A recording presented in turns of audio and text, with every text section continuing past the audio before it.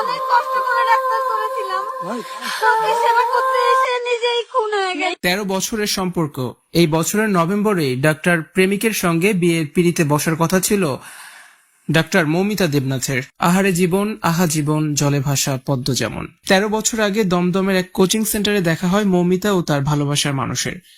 উচ্চ মাধ্যমিক পাশ করে মেডিকেলে জয়েন্টে বসেছিলেন দুজনেই। সেই সূত্রেই দুজনের কোচিং এ যাওয়া। সেখান থেকেই প্রেম। ব্যারাকপুরের মেয়ে আর পাল্টার বাসিন্দা ওই যুবক। যে রাতে এই লোমহর্ষ ঘটনার শিকার হন মৌমিতা দেবনাথ, ওই রাতেই নাইট ডিউটিতে ছিলেন তার প্রেমিকও। নদিয়ার একটি মেডিকেল কলেজের হাসপাতালে চিকিৎসক হিসেবে কর্মরত ছিলেন তিনি। 31 বছর বয়সী মৌমিতা দেবনাথের দুচোখ ভরা কত শত স্বপ্ন ছিল। পছন্দের মানুষকে জীবনসঙ্গী বানাবেন, বাকি জীবন এক ছাদের নিচে কাটিয়ে দেবেন। 13 বছর ধরেই প্রেমের সম্পর্ক তাদের। আরেকটু গুছিয়ে নেই করতে করতে সময় পেরিয়ে যাচ্ছিল। মৌমিতারও বিয়ের বয়স পেরিয়ে গিয়েছিল। মৌমিতা ও তার প্রেমিক দুজনেই সব গুছিয়ে নিয়েছিলেন অবশেষে। সামনের নভেম্বরেই বিয়ের পিঁড়িতে বসবেন তারা। দুই পরিবার থেকেও কথাবার্তা চলছিল। মৌমিতার প্রেমিকও ডাক্তার। যে রাতে মৌমিতার সাথে বীভৎস এই ঘটনা ঘটে, সেই রাতে 11:30টায় শেষবার মৌমিতার সাথে কথা বলেছিলেন তিনি।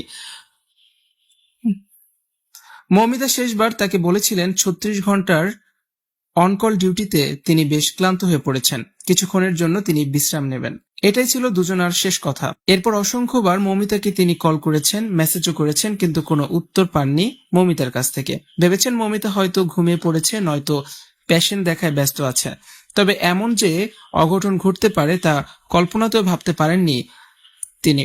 মৌমিতার মৃত্যুতে পুরোপুরি ভেঙে পড়েছেন তার বাবা, মা ও তার ভালোবাসার মানুষ। যে বাড়িতে বিয়ের সানাই বাজার কথা, সেই বাড়িতে আজ শোকের মাতম চলছে। কি নৃশংসভাবে পৃথিবী থেকে চলে যেতে হলো মৌমিতার মতো এক নিষ্প্রাণ। ভিউয়ার্স, ভিডিওটি ভালো লাগলে অবশ্যই শেয়ার করে দিন। ভিডিওটি দেখার জন্য ধন্যবাদ।